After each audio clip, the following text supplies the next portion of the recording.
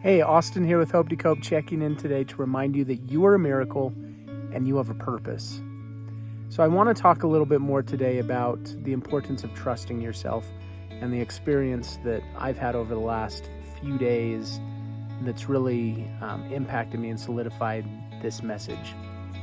And so if you're one that discounts your gut feelings, or you feel something, you have a thought that something might be best, but you second guess yourself, or if someone gives you a different opinion, you just go along with what they're saying. So you're a very agreeable person, and you're willing to let go of what you want and what you feel, because you're a peacemaker and you like to help others feel appreciated and valued, and you want them to feel like their ideas are valued. And so you put their ideas and their thoughts over your own, even though you feel very strongly that what your thoughts and feelings are important, and yet you let go of those.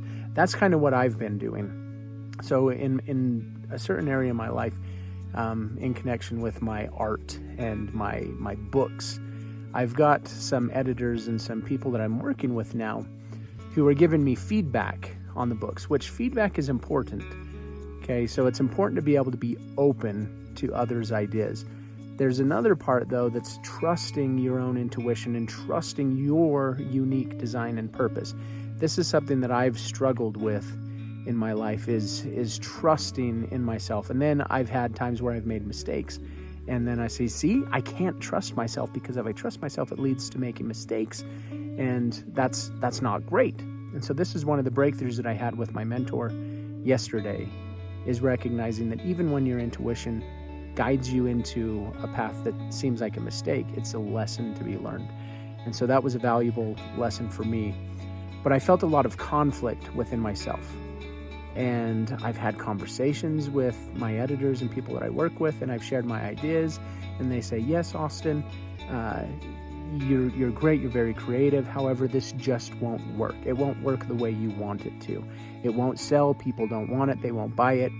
And you got to do it this different way, which I understand, and I value the feedback, and I'm open to that. However, I've still been feeling strongly that, well, we don't necessarily know that it won't sell. I mean, I've got 8 books published right now. I've got people who've been buying and reading my books, and they've been having great experiences with their families. I've got some great reviews. I just haven't had a lot of publicity. I haven't had a lot of advertisement out there, so a lot of people don't know about these books. And so I was like, well, we don't really know. And so I would bring that up, and they're like, oh no, Austin, you just got to trust us. We know what we're talking about, and you got to do it this way. But I kept feeling, I don't know. I feel like I need to honor my artistic flair and do what I feel. And it kept bothering me, and I'd have different conversation. I'd bring it up again, and it keeps coming back to, Austin, just don't do it that way. But then I'm thinking about J.K. Rowling and all of these other people who have been told, no, that won't sell, that won't work, and they've been rejected, and yet those pieces have been phenomenal and have gone on to sell millions of copies and impact the world. And so what if J.K. Rowling would have taken the book to the first person when they said, no, we don't want to publish it, for her to just go, oh, well, I guess it's not good enough. I guess I need to write a different book rather than Harry Potter, because that one's just not good enough. What if she would have done that? And so I see these examples, and then I feel it within myself. And then I've struggled with confrontation and being able to go and talk to people about my ideas and stand up for myself. And so for those of you that have struggled with that too, I mean, this is part of my journey as well. And so then when I think about it, I'm like, okay, I got to get really clear, because I feel this, but I hear this. What's the accurate way? I want to be open to feedback. I don't want it to be something that's egotistical, that it's just me wanting, my ego to be out there. I want to be open. And so yesterday when I was talking with my wife about it, my brain just went into overload because it was so conflicted, and then I just shut down and went numb. And I'm like, that's not great either. So I needed to take a break. And then I called my mentor and I said, hey, I really need a good talk and a breakthrough session, which is what we got to yesterday. So for you, for those of you who are second guessing yourself or not trusting your intuition, listen to what I'm saying. Trust yourself, because you are unique. You are a miracle and you have a purpose. Your purpose is different than anybody else's. Nobody can tell you what to be or not to be. If you feel strongly that call, that voice within you guiding you forward, it's important for you to honor it, to act on it, and to follow through. I'm in the process of doing that myself, and I'm looking forward to see, where it guides me.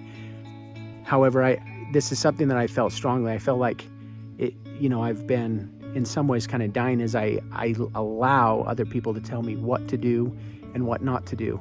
And my unique creative voice is being edited out of the books. And so that's not something that honors me. And so in this process, I need to stand up for myself and I need to say, no, this is how I write my books. This is part of my purpose. This is part of my style. Yes, I will take feedback. Yes, I will be open to different ideas. However, there's some things that I just can't compromise on. And so for those of you that this message is for you today, go on and like this video, subscribe to the channel, comment below, thank you, whatever it is, because this is something that I see a lot, not only in myself, but in a lot of people, where we look outside of ourselves for the answers. And yet a lot of the answers are inside ourselves if we will learn to trust ourselves. Oh, and one other thing is, I've got this app called The Pattern.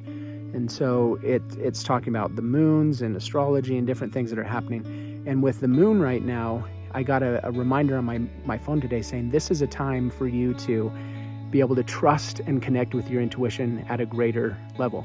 And I was like, oh, it all happens. And then about a week or two ago, I was driving over the mountain, and the last 3 times I went over, I've seen antelope. And so I look up, the message from the antelope. And again, it was about trusting yourself and your creativity. And so there's no coincidence. There's no coincidence. The nature, your body, all of this stuff is out there teaching us and guiding us and pushing us to live in alignment with our purpose. And so as you pay attention, if you notice numbers that are showing up, you notice animals that are coming to you, you notice things, look into it and say, what is this teaching me? Why is this showing up? Why do I have this feeling? And really get into it. Ask for help if you need to.